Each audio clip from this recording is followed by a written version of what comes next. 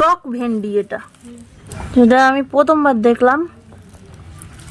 টক ভেন্ডি এর এই ফলটা খায় না, তাই তো? এই পাপড়িগুলো খায়।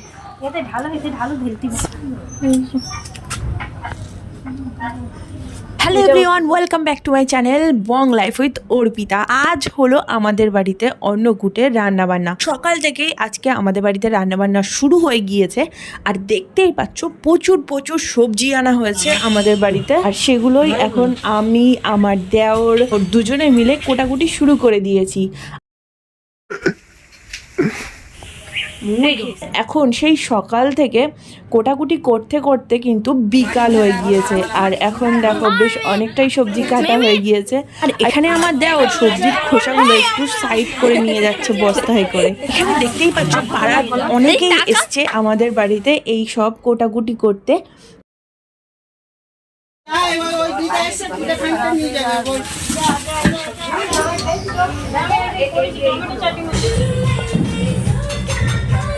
এখানে এসেছে আমাদের বাড়ি থেকে পিসা, মা, মাসি আর পল্লবী, আর দিদি ভাইরাও এসেছে।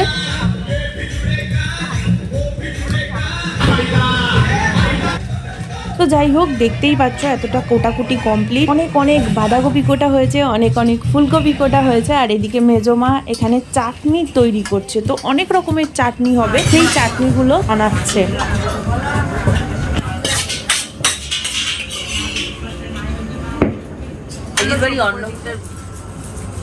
এখানে আমার পিসা পোজ দিচ্ছে, বলবে এই বউটা কাজ করছে না কেন, তাকিয়ে আছে কেন। এদিকে কাকু রান্না বান্না করছে। মানে মোট কথা বলতে পারো আজকের সন্ধ্যেবেলাটা একটা জমজমাট মহল ছাদের ওপরে পুরো প্যাক আপ বলতেই পারো।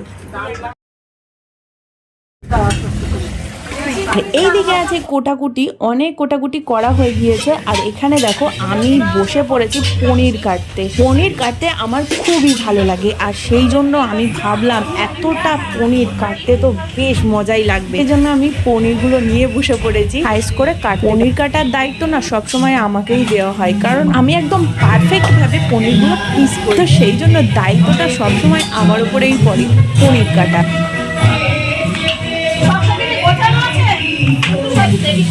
পনির করতে করতে কিন্তু আমাদের আরো কাজ আছে, তো সেগুলোও করে নেব, কারণ আজকে কিন্তু প্রচুর প্রচুর কাজ আছে। আর রাত্রেবেলা কিন্তু আমাদের জাগতে হবে, জেগে রান্না বান্না সব কিছুই হবে।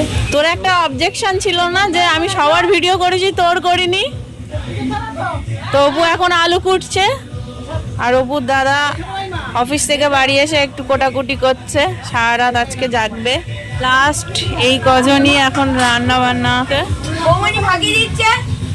আর আমি এখন পুরো প্যাকিং হয়ে গেছি, প্রচন্ড ঠান্ডা এখানে। আর এই যে আলু ছাড়াচ্ছে এখন,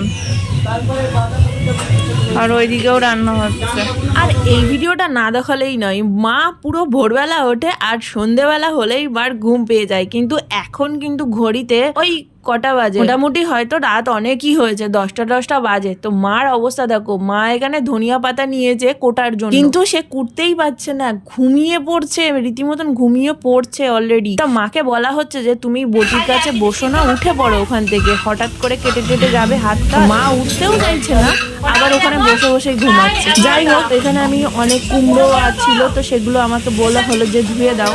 আর এইগুলো হলো কালকে আমি আমার হাতের একটা রেসিপি তৈরি করব গোপালের জন্য, সেইটার জন্য কোটাকুটি করে রেখে দিয়েছি, রাত্রেই করে রেখেছি। জানি না আমি কতক্ষণ জেগে থাকতে পারবো, তো এটা সকালে করলে এই রেসিপিটা বেশি ভালো হবে।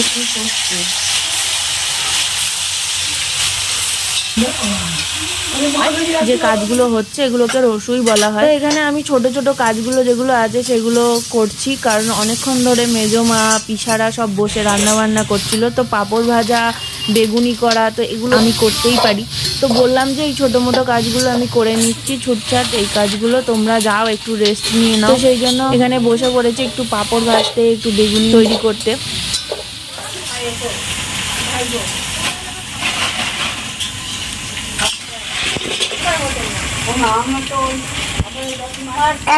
একটা করে নিচ্ছি বলো বৌমনি।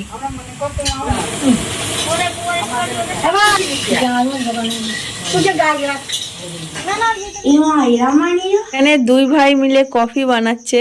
রাত এখন বাজে 2:33। তো এই যে দুই ভাই এখন রাত জাগার জন্য রেডি হচ্ছে। কি বানিয়ে? সবার জন্য কফি বানিয়ে। রামলক্ষণ এখন কফি তৈরি করেছে। তো আমি কি পাবো কফি? খেয়ে দেখতে হবে। আরে খেয়ে দেখ, রিভিউ দে কি ফালতু কফি বানিয়েছে তোর দাদা। ঠান্ডা আছে। তাড়াতাড়ি। একদম ভালো। হেভি? তুমি নাকি হেভি কফি বানিয়েছো? তেতো হয়েছে, তার মানে তেতো হয়ে গিয়েছে। এটা উপরে দিয়ে যাও আর তোমার পেয়ে গেছি আমি আমার কফি।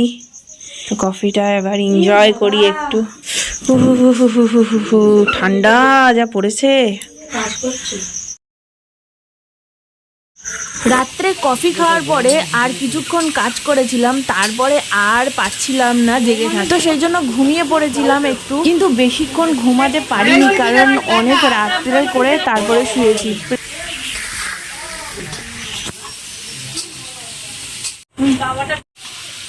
নবরত্ন তৈরি হয়ে গিয়েছে আর আমি মুখে মাস্ক পরেই কথা বলছি।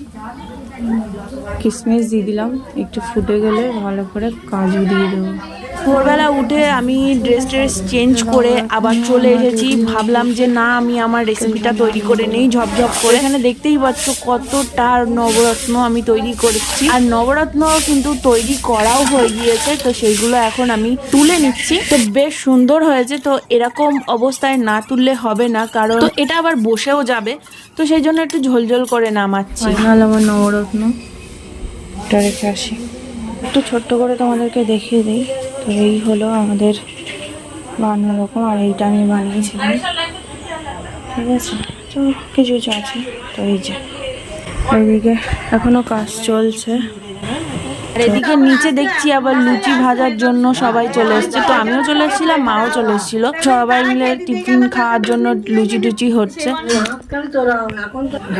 আর এদিকে আমি স্নান করে নিয়েছি। ঘুমোচ্ছে দেখছি। স্নান করার পরে এখানে দেখতেই পাচ্ছ যে গোপালের অন্ন দিয়ে দিয়েছে, সেটা এবার সাজানো হচ্ছে।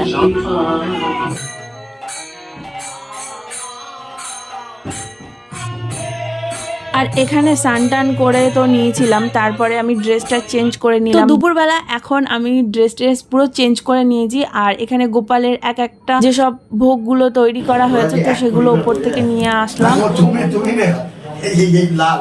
আজকে আমরা লালে পেয়েছি।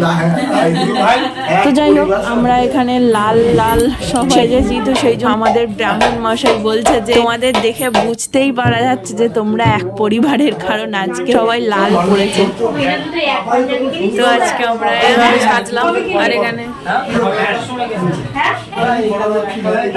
জুই সাতক বাবু